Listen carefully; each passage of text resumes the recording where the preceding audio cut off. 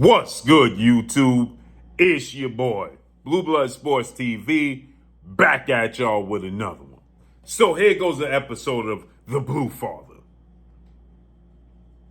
So it looks like 4-division world champion, Mexican superstar boxer, who is the undisputed super middleweight world champion, and widely acknowledged and recognized as the face of the sport of boxing, Saul Canelo Álvarez. 60 wins, 2 losses, 2 draws, 39 big wins by way of knockout.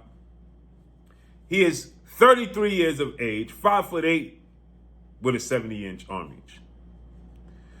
It's reported that Canelo Álvarez, May 4th, Cinco de Mayo weekend, is going to face off against undefeated 2-division world champion, former unified junior middleweight world champion, now reigning WBC middleweight world champion, superstar boxer, Jamal Hitman Ironman Charlo, who has 33 wins, no loss, no draw, 22 wins by way of knockout, 33 years of age, 6 feet tall with a 74-inch arm reach. Now, if you may not know,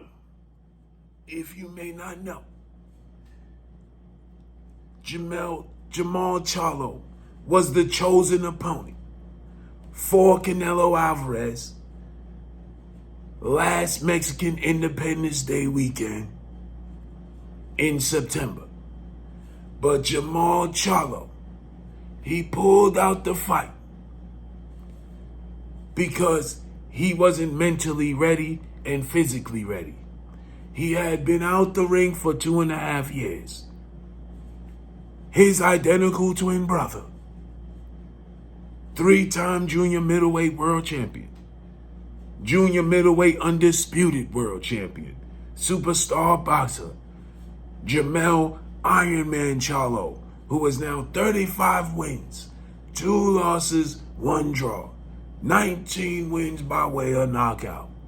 He is 33 years of age, slightly smaller than Jamal, at 5'11.5" with a 73.5-inch arm reach. Jamal Charlo decided to fill in for Jamal Charlo. They fought. He jumped up 2 weight classes, 154 to 168, and challenged Canelo Álvarez. He got dropped in the 7th round, lost a unanimous decision, didn't put his best foot forward. So what do you know? Now you're going to get Canelo Álvarez versus an identical twin brother. There's a storyline there, people. So it's expected. But everybody is strategically maneuvering around 2-time WBC super middleweight world champion, Mexican Ecuadorian superstar boxer, the Mexican monster, David Benavidez, who has 28 wins, no loss, no draw, 24 big wins by way of knockout. He is 27 years of age, 6'2" with a 75-inch arm reach. He's the mandatory. It should be automatic, right? Wrong. With that said, David Benavidez is going to get leapfrogged by Jamal Charlo, who's a 160-pounder. He's going to get leapfrogged by he already got leapfrogged by Jamal Charlo, who is a 154-pounder. And now he's going to get leapfrogged by a welterweight, a 147-pounder, an undefeated 3-division world champion, 2-division undisputed world champion, who is widely acknowledged and recognized as the #1 pound-for-pound best fighter in the world, in Terence Crawford, who has 40 wins, no loss, no draw, 31 big wins by way of knockout, 36 years of age, 5'8" with a 74-inch arm reach. This fight is already in the making, people. It's already a brewing, a stewing, a cooking. So, David Benavidez, who fights at 168, is the 2-time WBC super middleweight champion and the mandatory challenger for Canelo Álvarez, is going to get leapfrogged by a welterweight 147-pounder, then a junior middleweight 154-pounder, then a middleweight 160-pounder, before he gets the opportunity and he fights at 168. Now, it's said that Terence Crawford is the favorite to land the Canelo Álvarez fight in September. It's completely unfair to David Benavidez. Completely unfair. The problem is everybody caters to Canelo Álvarez. They cater to Canelo Álvarez. My issue is none of them deserve this opportunity over David Benavidez. Not a single one of them.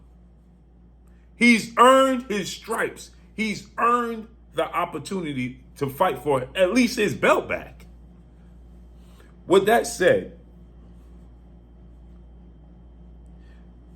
Jamal Charlo, if you want to fight Terence Crawford, it's a legacy fight.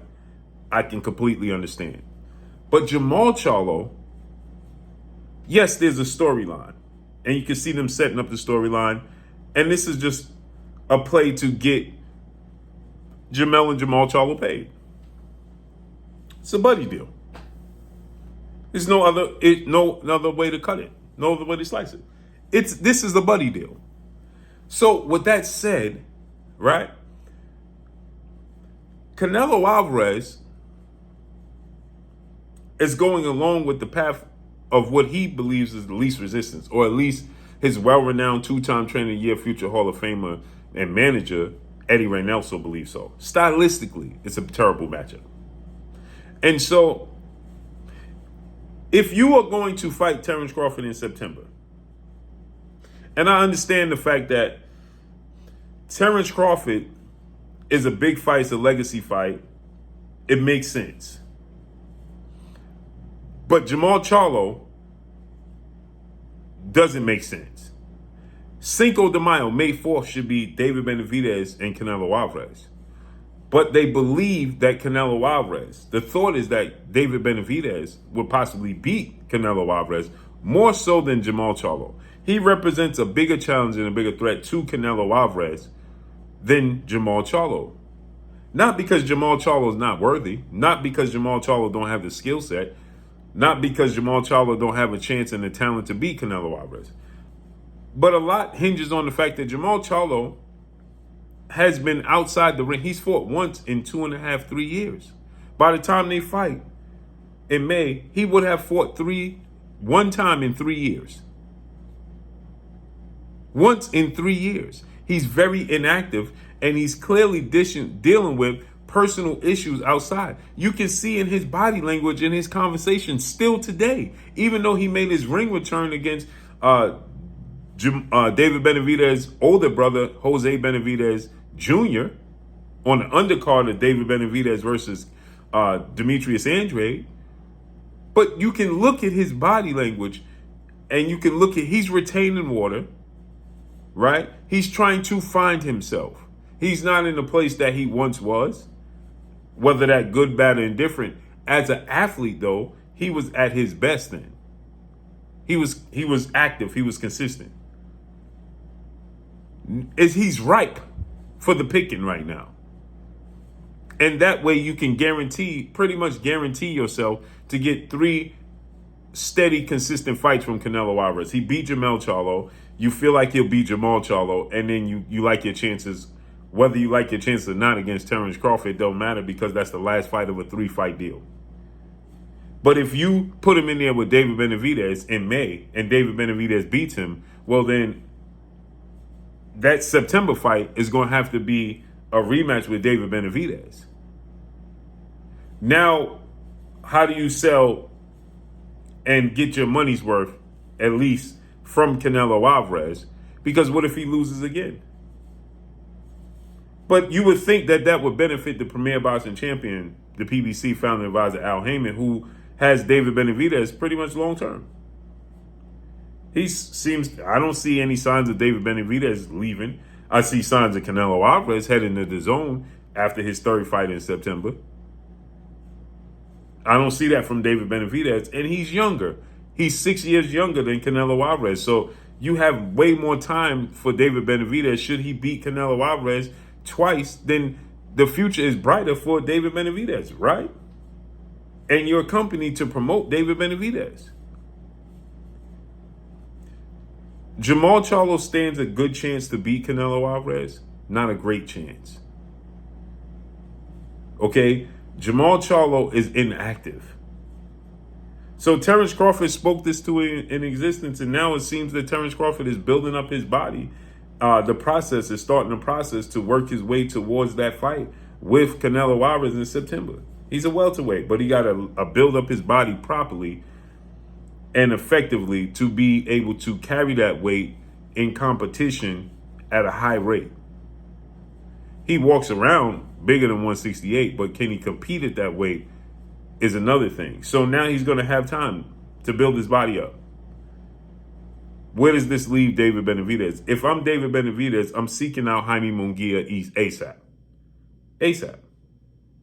So let's see how this unfolds. But it looks like Terence Crawford spoke it into existence and is going to get the Canelo Álvarez fight in September. All things working out. Let's see how it unfolds and plays out. But that's all I got for y'all.